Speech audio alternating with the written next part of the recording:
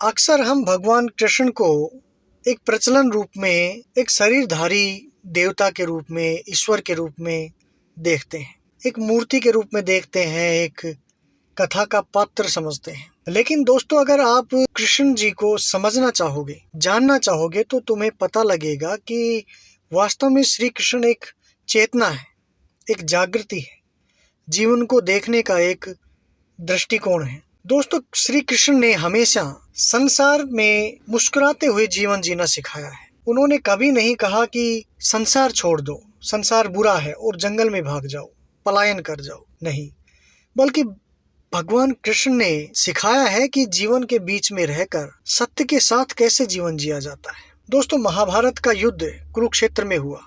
इस बात पर बहस हो सकती है, तर्क वितर्क हो सकते हैं, कुतर्क भी हो सकते हैं, समय के अनुसार तथ्य भी बदल सकते हैं, पर एक जो दूसरा महायुद्ध, महाभारत, जो इंसान के भीतर हमेशा से चलती रही है, हमेशा से युद्ध होता रहा है और आज भी चल रहा है, उसमें कोई दो राय नहीं है। इस महाभारत में एक तरफ है हमारा भय, हमारा क्रोध, हमारा अहंकार, और दूसरी तरफ होता है हमारा धैर्य, हमारा सत्य, हमारा प्रेम और हमारा धर्म।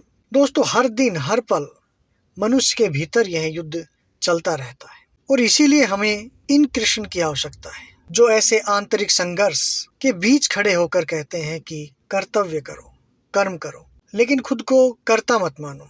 लेकिन आज के इंसान को जब देखते हैं तो हर काम में जो भी वो करता है उसमें कहता है कि मैंने किया, ये मेरी वजह से हुआ, जो सफलता मिली वो मेरी वजह से मिली। और दोस्तों, कुछ ही समय बाद वही जो अहंकार है वो दुख का कारण बनता है। इसीलिए श्री कृष्ण ने कहा कि तुम केवल माध्यम हो और माध्यम बनकर ही तुम प्रसन्न रह सकते हो। इसलिए कर्म करो और परिणाम में आसक्ति मत रखो। जो भी कर्म तुम्हारे सामने आए उसे पूर्ण समर्पण के साथ करो। और दोस्तों, जब इंसान समर्पण में जीना सीख जाता है, जब वह हर परिस्थिति में साक्षी भाव रखना सीख जाता है, तभी असली शांति पैदा होती है। दोस्तों, कृष्ण को केवल मंदिर में ढूंढने पर पूर्ण बोध नहीं होगा। कृष्ण को जीवन में उतारना पड़ेगा, उन्हें समझना पड़ेगा, तब ही हर परिस्थिति में मन शांत रहेगा। दोस्तों, जब सफलता में अहंकार ना आए और असफलता में विश्वास ना टूटे, तब समझ लेना कि कृष्ण भीतर उतर रहे हैं, तब समझ लेना कि वास्तव में कृष्ण को पाया जा रहा है।